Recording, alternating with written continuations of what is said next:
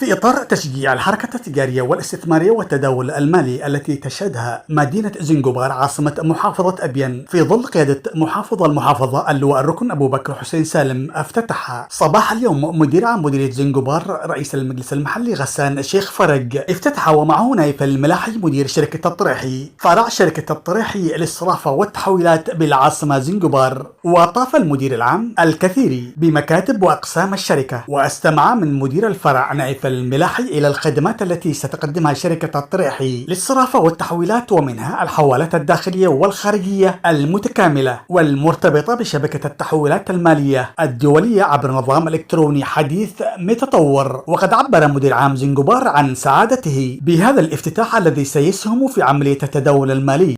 اليوم يبدأ تدشين افتتاح شركة الطريحي للصرافة، ونأمل من الله العلي القدير تنفق هذه الصرافة. عدم المضاربة بالعملة، الاقتصاد اليمني بسبب هذه كثرة الوكالات الغير مرخصة سببت في إرباك العملة اليمنية للدولة، ونتمنى من الله العلي القدير أن هذه الوكالة تكون وكالة خير على أبين وعلى زنجبار بالذات. نشكر الأخ اللواء أبو بكر سالم على كل ما يقوم به، ونائب الأمير العام مهدي الحمد في محافظة أبين وفي مديرية زنجبار.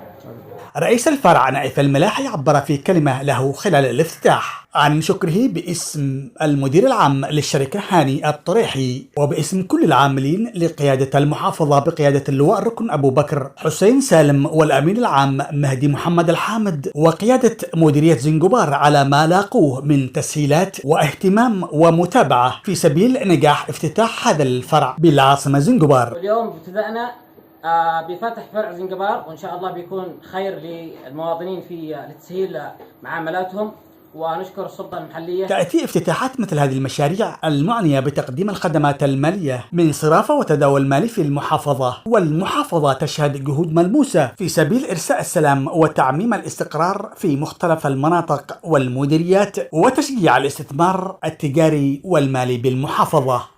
لقناة عدن الفضائية، ردفان عمر، محافظة أبين.